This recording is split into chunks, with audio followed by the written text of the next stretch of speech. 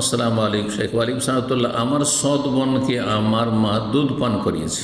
ভালো কথা, কোনো অসুবিধা নেই, যে কাউকে পান করাতে পারে। সে কি আমার দুধ বোন বলে গণ্য হবে? দুধ বোন হবে, কিন্তু আপনার প্রশ্ন থেকে মনে হচ্ছে যে সৎ বোন চাইতে দুধ বোন বেশি কাছের। যদি এটাই যদি কোনো মুসলিম বিশ্বাস করে তো সে জাহেল, মূর্খ।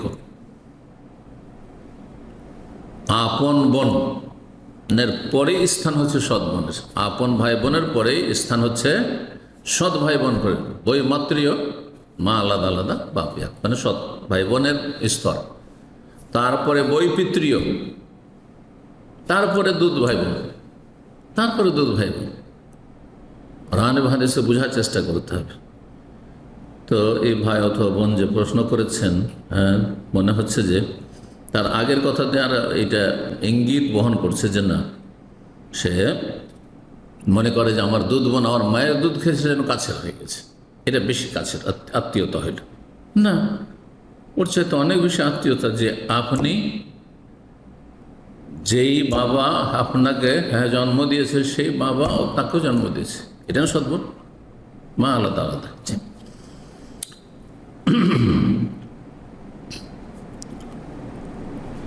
তারপরে বলছেন, আর সে আমার মায়ের ধন সম্পত্তির ওয়ারিস হবে না। দুধ পানের মাধ্যমে শুধু মাহারাম প্রমাণিত হয়, হ্যাঁ, বৈবাহিক সম্পর্ক হারাম হয়, কিন্তু ওয়ারাসাতে কোনো অংশ থাকে না। যতই দুধ পান করান না কেন, দুধ ভাই বোন, দুধ বাপ, দুধ ছেলে, দুধ সন্তান, অমুক তমুক, কেউ ওয়ারিস হয় না, এরা ওয়ারিস না।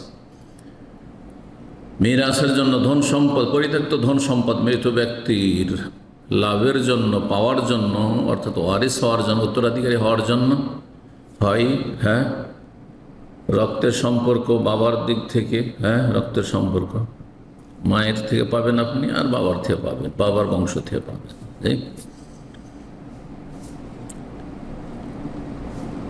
মায়ের বংশের নানা পাবে, জি, এটা অনেকে জান না, নানি পাবে, জি, জাদ্দা, মামারা পাবে না, খালারা পাবে। আর বৈবাহিক সম্পর্কে স্বামী স্ত্রীর পরিত্যক্ত ধন সম্পদ পাওয়ার, স্ত্রী স্বামীর পরিত্যক্ত ধন সম্পদ। আর অন্য কোনো সম্পর্কের মাধ্যমে ওয়ারিস হয় না কেউ কারো।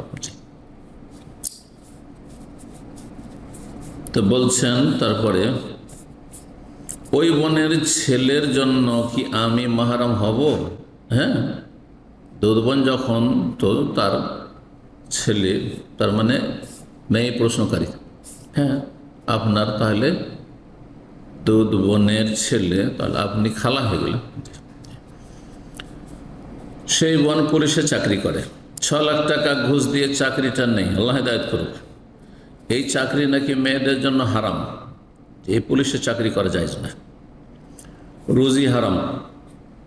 আমি ঋণগ্রস্ত, অনটনে কাটছে দিন, সে কখনো রেশন বা কিছু টাকা দিয়ে আমাকে সাহায্য করে, আমি কি তা নিতে পারবো? জানিয়ে উপকৃত করবেন। যদি পুরোপুরি তার হারাম রোজগার থাকে তাহলে চেয়ে নেবেন না। কেউ যদি আপনাকে দান করে, অন্যরা যেমন দান করছে সেও দান করছে, আপনার তদন্ত করার কোনো প্রয়োজন নেই যে আপনি কোথা থেকে দিচ্ছেন না দিচ্ছেন। অভাব আছে, সুতরাং আপনার জন্য দান সাদকা নেওয়া জায়েজ রয়েছে।